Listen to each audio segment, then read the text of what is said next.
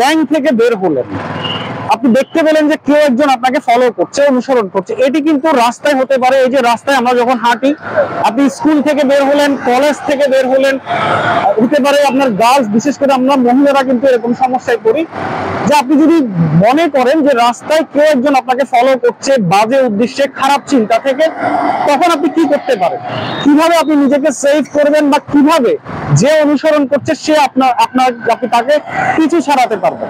এই জন্য আমি আপনাদেরকে 4টি টিপস বলবো। এই 4টি বিষয় যদি আপনি ফলো করেন এই জাতীয় সিচুয়েশনে, তাহলে পৃথিবীর যে দেশেই হোক আপনি কিন্তু নিজেকে অনায়াসে সেভ করতে পারবেন। সো নাম্বার 1, যদি আপনি বুঝতে পারেন যে কেউ একজন আপনাকে ফলো করছে, সেক্ষেত্রে আপনি খেয়াল করে দেখুন যে আশেপাশে আপনার কোনো মার্কেট, শপিং মল এই জাতীয় কোনো কিছু আছে কিনা, মানে পাবলিক প্লেস। আপনি যদি আশেপাশে দেখেন কোনো মার্কেট আছে, তাহলে খুব দ্রুত আপনি সেই মার্কেটে চলে যান, কারণ মার্কেট একটি জনবহুল এলাকা যেখানে অনেক দোকানপাট থাকে, অনেকগুলো এন্ট্রি গেট থাকে এবং অনেকগুলো এক্সিট মানে বের হওয়ার রাস্তা থাকবে। সো আপনি সেখানে কিন্তু চাইলে আপনি নিরাপদে অবস্থান করতে পারবেন, এমনকি প্রয়োজন হলে আপনি আপনার করণীয় ঠিক করতে পারবেন। এছাড়াও আপনি যদি জরুরি মনে করেন, প্রয়োজনে আইন শৃঙ্খলা বাহিনীর সাহায্য নিতে পারেন। সো মার্কেট হচ্ছে পৃথিবীর যে কোনো দেশে এই জাতীয় পরিস্থিতিতে 1 নাম্বার অপশন, নিজেকে আপনি অন্য কারো পিছু ছাড়ানোর জন্য। নাম্বার 2, আপনি যদি আশেপাশে কোনো মার্কেট না পান, সেক্ষেত্রে আপনি কি করতে পারেন। এক্ষেত্রে আপনি খেয়াল করে দেখুন আপনার আশেপাশে কোনো হাসপাতাল, ডায়াগনস্টিক সেন্টার অথবা ক্লিনিক বা এই জাতীয় কোনো কিছু আছে কিনা।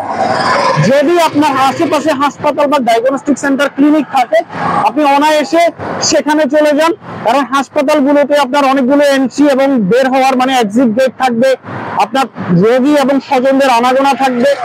এছাড়া আপনি ওখানে বসে কিন্তু নিজের করণীয় ঠিক করতে পারবেন। চাইলে এক্ষেত্রে আপনি জরুরি অবস্থায় আইন শৃঙ্খলা বাহিনীর সহযোগিতা চাইতে পারেন। নাম্বার 3, যদি আপনি দেখেন যে আশেপাশে কোনো মার্কেট নেই, হাসপাতাল নেই, আপনার শপিং কমপ্লেক্সে পেলেন না, সেক্ষেত্রে আপনি কি করবেন। এক্ষেত্রে আপনি দেখুন যে আপনার আশেপাশে কোনো বাস স্টেশন, রেল স্টেশন বা লঞ্চ স্টেশন অর্থাৎ লঞ্চ যে টার্মিনাল, এই জাতীয় কোনো কিছু আছে কিনা।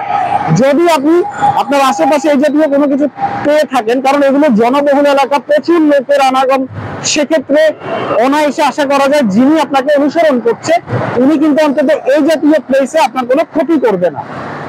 এখন প্রশ্ন হলো, আমি যে 3টি বিষয়ে বললাম, যেমন আমি মার্কেট পেলাম না, আমি কোনো শপিং কমপ্লেক্স অথবা হাসপাতাল, ডায়াগনস্টিক সেন্টার, এমনকি কোনো টার্মিনালও পেলাম না, সেক্ষেত্রে আমি কি করতে পারি।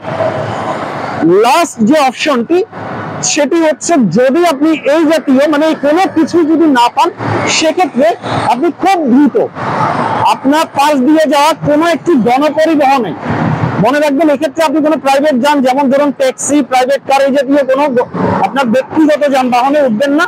আপনার পাশ দিয়ে চলে যাওয়া যে কোনো একটি গণপরিবহনে উঠে যান এবং পরের স্টপেজে আপনি নেমে যাবেন। এই গণপরিবহন যেটিতে আপনি উঠলেন, খেয়াল রাখবেন এখানে আপনি লম্বা সময় ধরে কিন্তু ট্রাভেল করবেন না, কারণ আপনি যে যাকে পিছু ছাড়ানোর জন্য এই গণপরিবহনটিতে উঠলেন, উনি কিন্তু এই গণপরিবহনের তথ্য, যদি ওনার সামনে কোনো কন্ট্যাক্ট থাকে, এই গণপরিবহনের নাম্বার কিন্তু দিয়ে দিতে পারে। তো সেক্ষেত্রে আপনি লম্বা সময় ধরে ট্রাভেল করবেন না, আপনি এই গণপরিবহন যেটিতে উঠলেন পরের স্টপেজে দ্রুত নেমে যাবেন এবং নেমে তারপরে আরেকটি গাড়িতে আপনি আপনার গন্তব্যে যেতে পারেন। সো এই জাতীয় পরিস্থিতিতে, অর্থাৎ রাস্তায় বা যে কোনো স্থানে কেউ যদি আপনাকে অনুসরণ করে, আপনি যদি এই 4টি টিপস ফলো করেন, আশা করা যায় সে বাংলাদেশ নয়, পৃথিবীর যে কোনো দেশে এই জাতীয় পরিস্থিতিতে আপনি নিজে নিরাপদ থাকতে পারবেন, পাশাপাশি যে আপনার পিছু নিচ্ছে আপনি তার পিছু ছাড়াতে পারবেন। সো যে যেখানে আছেন সবাই ভালো থাকবেন, আপনাদের প্রত্যেকের ব্যক্তিগত নিরাপত্তা প্রত্যাশা করি। আসসালামু আলাইকুম।